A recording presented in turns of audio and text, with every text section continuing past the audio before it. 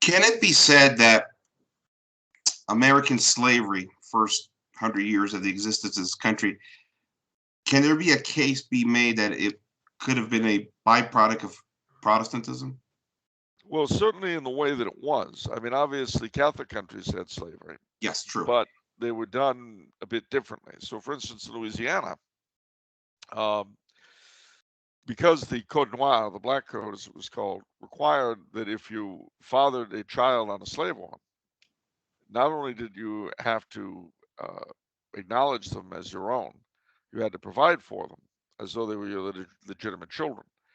The result of that was the origination of what we call the gens de couleur libre, the free gentlemen of color, uh, who very often plantations and slaves of their own, educations in France and all the rest of it, and who not only had something of a leadership role in Louisiana early on, their descendants are still powerful in the state today. Um, they know who they are. I'm not going to mention anything about the Autocrat Club, but just saying.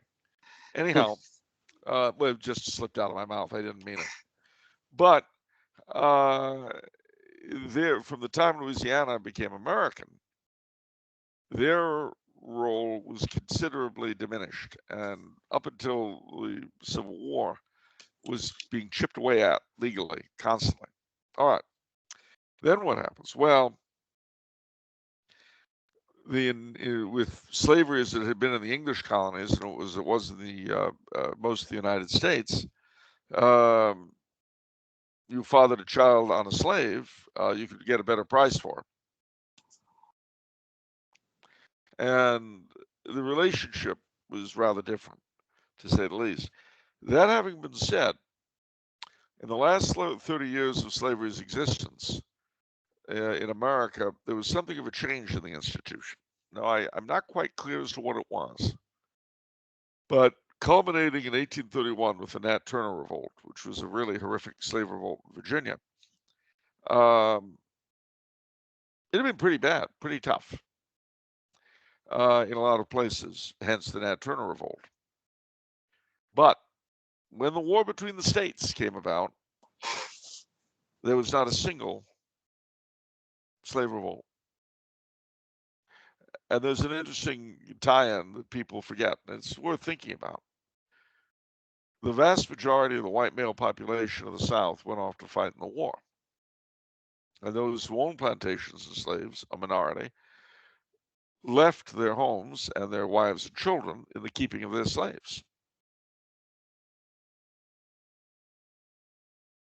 This is something people don't like to talk about because all sorts of questions are immediately have to be raised. Uh, what, why, how? So we don't talk about it. Yeah. But it's something that's worth thinking about. However, shortly afterwards, what happens? The South are defeated. I always like to say that the second worst thing that happened to the Southerners after being defeated was Abraham Lincoln's assassination, because he was keen on the Union being reunited with as little fuss as possible. That was all he cared about. But with him out of the way, Reconstruction took shape. And Reconstruction is the poisoned apple that has affected this country ever since. Uh, it was ended when the Republicans realized they needed white Southern votes. Because you got to understand, during Reconstruction, not only could white Southerners not vote, they couldn't bear witness in court, which left them open to all sorts of mayhem. And in the meantime, the Southern states were ruled by uh, often illiterate blacks, manipulated by the famous carpetbaggers, Northern arrivals who helped, guided. So that regime comes to an end, but the white Southern leadership, who were pretty much the same people who'd run the place before the war, they made a gentleman's agreement with the federal government, which was they'd get their civil rights back in return for letting the blacks retain theirs. And as long as they continued to dominate the show, about 20 years, they kept the agreement. But then they died off or retired. and were replaced by the generation that only remembered Reconstruction. And that is why Jim Crow began not in 1870, but in 1890. See, That was their way of getting revenge. And it's an interesting thing. Woodrow Wilson, who's probably my second, if not most least favorite president of the United States, introduced Jim Crow into D.C., which hadn't had it before. And you think to yourself, why was he such a racist and an annoying fellow? Well, he had a lot of reasons to be an annoying fellow, but his racism came from the fact that he was raised in Virginia during Reconstruction. The poison apple. Yeah. Makes sense. Now, that all having been said, Jim Crow did something interesting. It called forth out of the black population of the United States an ingenuity and a resourcefulness that,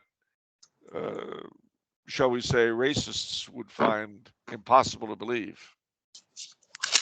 A whole network of black-owned institutions and businesses, most of the time done very independently with minimal help from outside sources, and self-run. I don't know if you've ever heard of the Green Book, but when after segregation was brought in on trains, blacks didn't really enjoy taking train trips too much for reasons to be obvious. Then along comes the automobile, and any black family that could afford one, which were a minority, but those who could did, they would get cars and avoid the annoyances of public transportation. But now they had a second problem. The second problem was that there were things like sundown towns where blacks couldn't be overnight. And a lot of restaurants and gas stations and so forth wouldn't serve blacks. So what do? You're going to go on a long haul. You want to drive out to LA from Atlanta. What do? Humanity is always filled with resourceful people. And one of these was a Mr. Green, who came up with the idea for a guidebook for black motorists, which would detail all the places where they were welcome all the way across the country. You might ask, well, gee, how did he get his information? Well, Mr. Green worked for the post office, which then is now a very integrated part of the government.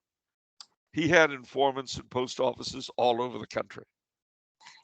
And the Green Book ran from the 1920s until 1965. Amazing example of ingenuity in a terrible situation. Mm-hmm. Okay. I don't know how I got off on that, but That was good. Well, I'm fascinated. I'm fascinated by how people will make do, even in wartime. You know, you read about World War I and World War II, and the nightclubs kept functioning, the cabarets, shells are coming in. The show goes on.